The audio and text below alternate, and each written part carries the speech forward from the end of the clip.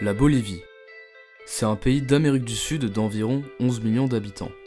C'est le pays le plus pauvre de la région, en grande partie parce qu'il est enclavé, c'est-à-dire qu'il n'a pas un accès direct à la mer.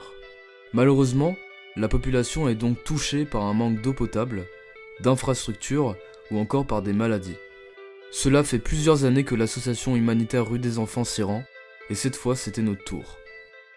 J'ai toujours voulu faire de l'humanitaire une fois dans ma vie au moins, pour l'expérience. Le projet de Rudel, je trouvais ça vraiment super. La Bolivie, c'est un pays que je connaissais pas du tout. Découvrir le pays nous a permis de vivre une expérience incroyable que j'ai essayé de vous retranscrire.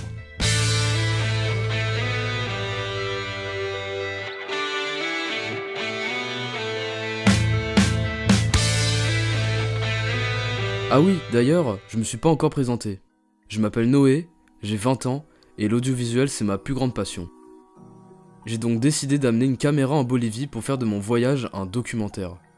J'étais accompagné de Léo, Paloma, Lucie et Pierre, que vous verrez donc énormément. J'avais alors 3 objectifs à atteindre lors de mon voyage en Bolivie. Aller au bout de notre mission humanitaire et découvrir la culture bolivienne, faire une excursion en forêt amazonienne qui se trouve juste à proximité du lieu de notre mission, et enfin, aller au désert de sel, cet endroit si mythique, trouvable qu'en Bolivie.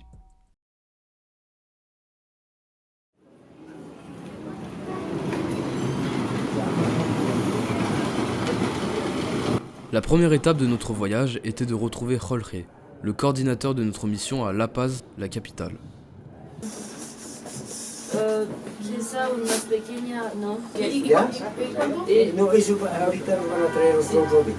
¿Ya? Je sais pas ce que je suis.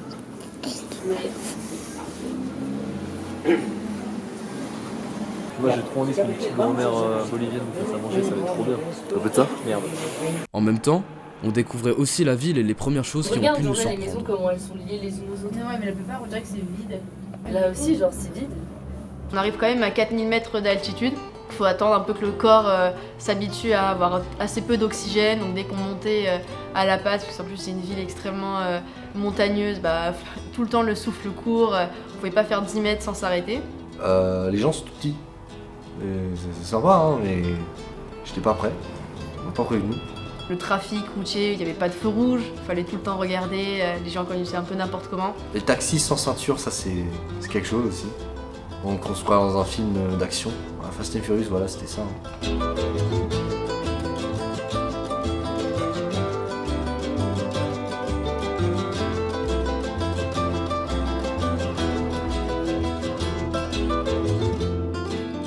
Après avoir acheté le matériel, il était temps pour nous de prendre le bus pour aller au lieu de notre mission humanitaire.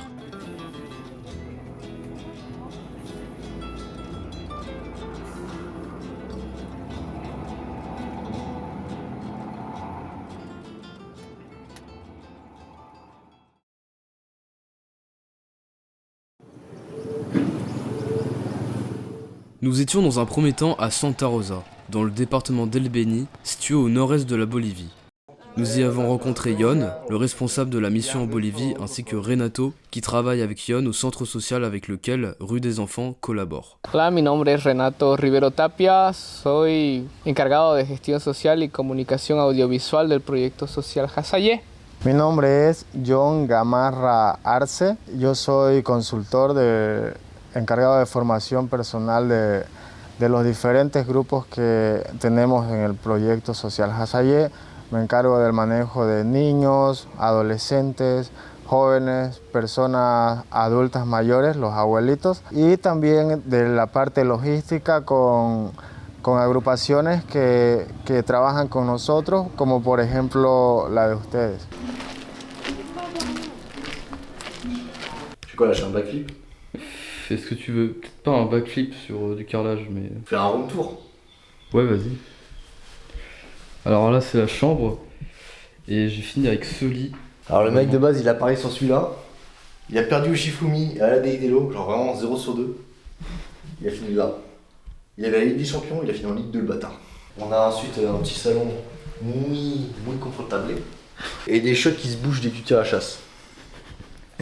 À côté d'une superbe douche séparée Par ça, une petite ampoule pour faire le décor. Hein. Sinon, on va aller voir Pierre qui est en galère. Pierre sa valise, il la récupère, son déo, puis son shampoing s'éclate dans sa valise. Ouais, c'est quand même pas ouf. C'est ça, Hein. mon pote, hein, vraiment. Ça me casse les couilles. Mes slibards, ils sont pleins de shampoing, du coup, quand je les rince. Ah merde, ça fait de la mousse. Bah ouais. Comme vous pouvez remarquer, chers téléspectateurs, Pierre a la poisse. Non, mais c'est pas une vie. Hein.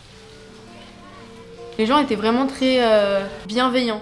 Vraiment, on a croisé des mamies qui nous offraient de la pastèque, qui nous parlaient de la France. Enfin, on a croisé vraiment des gens très agréables, qui ont voulu nous aider. Et donc on se sentait assez accueillis, même si on était un peu les étrangers, des fois on nous regardait un peu bizarrement quand on passait sur le bord de la route, mais toujours avec curiosité, et donc c'était assez agréable. On est resté quelques jours dans ce village assez chaleureux pour attendre la livraison du matériel. Puis, nous avons pu nous rendre au village de la mission humanitaire.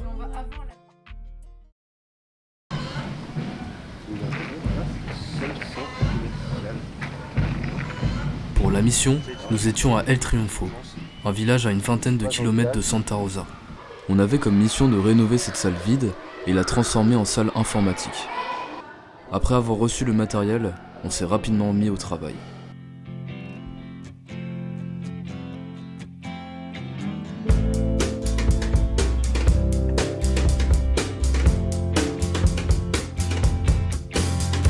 Nunca antes se ha realizado una acción social de este tamaño en una comunidad tan lejana como es el Triunfo. Dans une salle assez précise où on devait tout repeindre. On a dû acheter de la peinture à la petite boutique locale, c'était pas toujours facile de communiquer sur ce qu'on voulait. C'est tout bête, mais un escabeau, ils en avaient pas. Et donc pour peindre en l'air, on a dû rafistoler une sorte d'escabeau avec des tables et des chaises. Et donc ça aussi, c'était de l'improvisation. Après, donc, ça a été de peindre, choisir la couleur, se relayer. Ça a été assez quand même intense. Et ce qui était marrant, c'est que tout le long de la semaine, c'était les élèves préparaient la fête nationale qui allait se dérouler la semaine suivante. Et c'était une cacophonie perpétuelle parce qu'ils mettaient la musique à fond.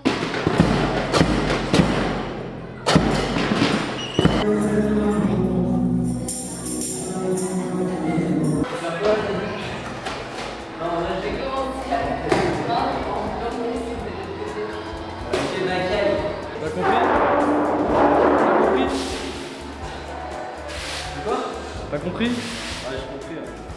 La parte de proyectos sociales, por lo menos para mí en lo personal, es muy importante ya que es una forma de ayudar a ciertos grupos que tienen mucha necesidad de algo. Lo mismo en este caso con la acción social que ustedes vienen realizando, de la cual también les quedo muy agradecido en lo personal y en nombre del proyecto social Hasaye, que benefician a diferentes unidades educativas, a los colegios.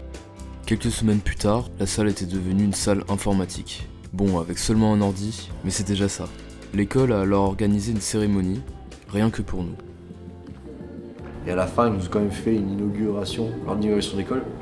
On était assis sur une table un peu privilégiée avec une sorte de banquet de nourriture devant nous avec un spectacle des élèves. Et ça, je trouvais ça incroyable. Pour moi, je pensais qu'on avait fait très peu. En fait, pour eux, j'ai l'impression que c'était beaucoup plus. Ça représentait beaucoup plus que ce qu'on pouvait penser. Todos ustedes tengan muy buenos días. Vamos a iniciar un programa especial en esta mañana acá en la unidad educativa El Triunfo. Primero queremos decir gracias a la comunidad del Triunfo que nos acogió. En la misma sociedad se ha creado ya una desigualdad donde el gobierno no puede abastecer las necesidades de la población. Es donde se busca alternativas para que las oportunidades, sobre todo a los estudiantes o a las poblaciones vulnerables, como ser niños y adultos mayores, traten un poco de equilibrarse, ¿no? Cette inauguration signe la fin de notre mission et donc l'accomplissement de mon premier objectif. Le séjour dans la région d'El Beni touchait donc quasiment à sa fin.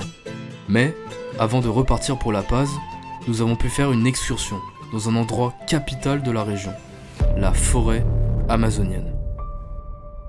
J'allais pouvoir réaliser mon deuxième objectif du voyage, visiter cet environnement si unique sur Terre comme on n'en voit jamais.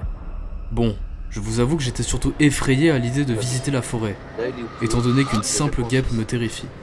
Alors vous pouvez imaginer ma réaction aux nombreux animaux sauvages qu'il y avait.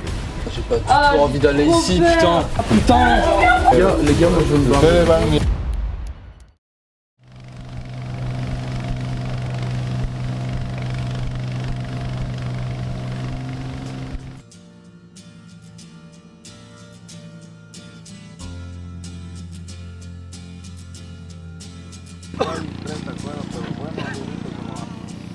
Tu es à côté.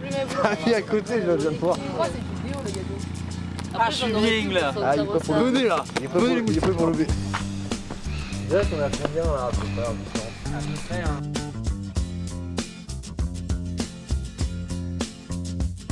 Y tienen mucho sangre, mucha infección, como infección. Entonces se va a servir con agua caliente que tienen que tomar para limpiar el cuerpo adentro.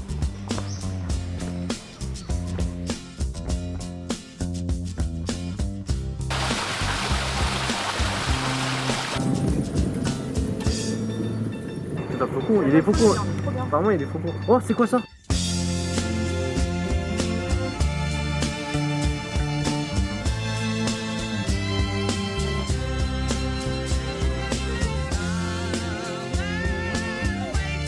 Moi j'ai adoré l'Amazonie, c'est le genre de truc, je vis pour ça, c'est pour ça que je suis partie en Bolivie. Alors j'ai kiffé tant qu'on restait en plein milieu du Rio. Parce que j'avoue que les caïmans, même si c'était un peu petit pour la plupart, petite morsure c'est pas cool. Par contre il y a les capybaras, ça fait plaisir. Le capybara, l'animal le plus chill du monde. Non ouais c'était incroyable. On avait vu des singes plus ou moins bizarres, donc ouais c'est des singes. Mais j'aurais bien aimé chevaucher un capybara mais j'ai pas pu. Le guide m'a dit non pas cool. Et le moment dans le canyon là, c'était exceptionnel. Déjà le fait qu'on soit tous ensemble, que chacun réagisse différemment, ouais, c'était un peu à mourir de rire. Alors pause, faisons un point sur ce fameux canyon en pleine forêt amazonienne. Le guide nous a demandé de nous mettre pieds nus et relever nos pantalons car on allait marcher dans l'eau jusqu'aux jambes. Au début, on était plutôt calme.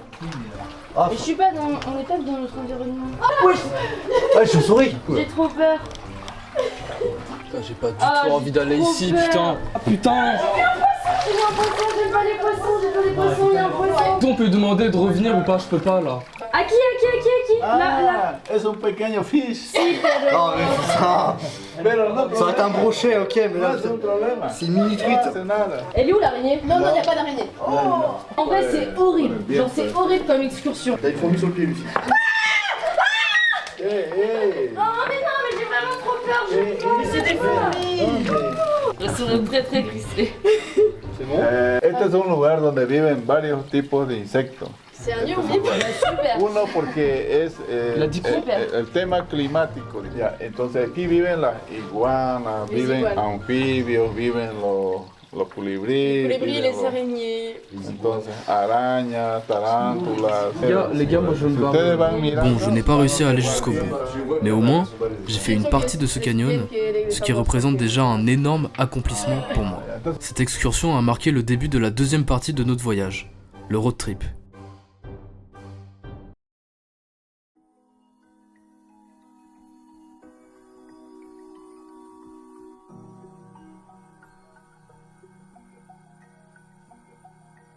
Je suis parti en Bolivie avec la vocation d'aider des personnes en besoin et de découvrir l'inconnu. Je pense que c'est une envie qui peut arriver lorsqu'on passe la vingtaine, qu'on en a assez de seulement avoir les études dans nos vies, de rester bloqué dans des villes dont l'environnement peut nous paraître monotone au bout d'un moment. C'est donc une volonté profonde de découvrir le monde, d'aider autrui, d'oublier mes routines, qui m'a poussé à partir. Mais n'oublions pas notre troisième objectif. Aller au désert de sel, un endroit si mythique sur cette planète. Après être retourné à La Paz, on aurait pu simplement prendre un avion pour rejoindre le Salar de Uyuni, l'autre nom attribué à ce désert. Mais ça aurait été trop simple. Notre but était tout de même de découvrir la Bolivie dans tous ses retranchements. On a alors respecté un itinéraire très précis pour aller au désert en passant par de nombreux endroits incroyables. Mais tout ça, ce sera dans un deuxième épisode.